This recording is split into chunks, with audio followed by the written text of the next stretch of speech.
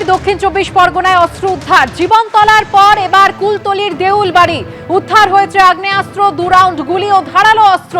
মহাদেব কাঁতি ও আবু সোনা মোল্লা নামে ধৃত কুলতলির 2 বাসিন্দা। ডাকাতের উদ্দেশ্যে জড়ো হয়েছিল ধৃতরা, এমনটাই পুলিশ সূত্রে খবর। ফের দক্ষিণ 24 পরগনায় অস্ত্র উদ্ধার। জীবনতলায় 190 রাউন্ড কার্তুজ উদ্ধারের ঘটনা। রেশ কাটতে না কাটতেই এবার কুলতলির দেউলবাড়ি উদ্ধার হয়েছে আগ্নেয়াস্ত্র, 2 রাউন্ড গুলি ও ধারালো অস্ত্র।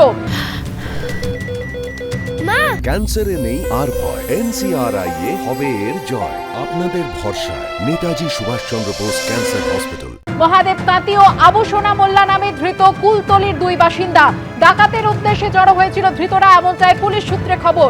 বারবার সেই শিরোনামে উঠে আসছে দক্ষিণ 24 পরগনা এবং এই প্রশ্ন উঠতে শুরু করছে, তবে কি বারুদের স্তূপে দাঁড়িয়ে রয়েছে দক্ষিণ 24 পরগনা? জীবনতলায় যেভাবে 190 রাউন্ড কার্তুজ উদ্ধারের ঘটনা ঘটে, তার রেশ কাটতে না কাটতেই কুলতলির দেউলবাড়িতে উদ্ধার হয়েছে এবার আগ্নেয়াস্ত্র, গুলি এবং ধারালো অস্ত্র।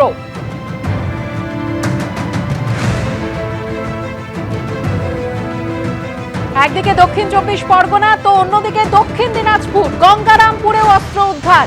গঙ্গারামপুরের 2টি জায়গায় তল্লাশি, উদ্ধার হয়েছে আগ্নেয়াস্ত্র ও গুলি। গঙ্গারামপুরে অস্ত্র উদ্ধারের ঘটনায় গ্রেফতার করা হয়েছে 2 জনকে। রাজ্যে কিভাবে এত অস্ত্র আসছে তা নিয়ে কিন্তু প্রশ্ন উঠতে শুরু করেছিল আগেই, এবার একের পর এক ঘটনা সামনে আসছে।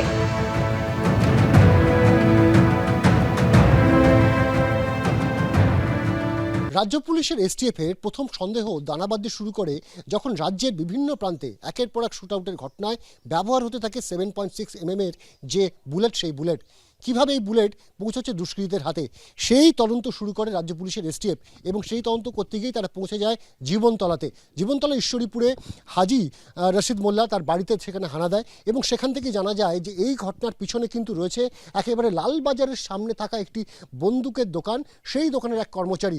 এরপর জয়ন্ত বলে এক ভদ্রলোককে গ্রেপ্তার করা হয় শান্তিপুর থেকে এবং তাকে জেরা করেই জানা যায় যে তার হাত ধরেই কিন্তু এই হাজি রশিদ মোল্লার কাছে পৌঁছেছে বিপুল সংখ্যায় এই লাইভ কার্তুজ। তার মধ্যে রয়েছে 7.6 mm এর প্রায় 190টি কার্তুজ এবং এছাড়াও ডাবল ব্যারেল গান, যেটি তার লাইসেন্সপ্রাপ্ত বলা হচ্ছে, এবং এই ডাবল ব্যারেল গানের কিন্তু 9টি আরও তাজা কার্তুজ, যেটা 12 বোরের। স্বাভাবিকভাবে এই যে বিপুল সংখ্যায় যে এই বুলেট, সেই বুলেট কীভাবে পৌঁছচ্ছে বাইরে, সেই তদন্ত শুরু করতে গিয়েই কিন্তু কার্যত কেঁচো খুঁড়তে কেউটে হাতে পায় এই STF এবং সেই মুহূর্তে কিন্তু তারা বিভিন্ন জায়গায় আশপাশবর্তী যে সমস্ত জেলা রয়েছে, উত্তর 24 পরগনার বসিরহাট, মিনাখাই, সমস্ত জায়গায় তারা তল্লাশি শুরু করে।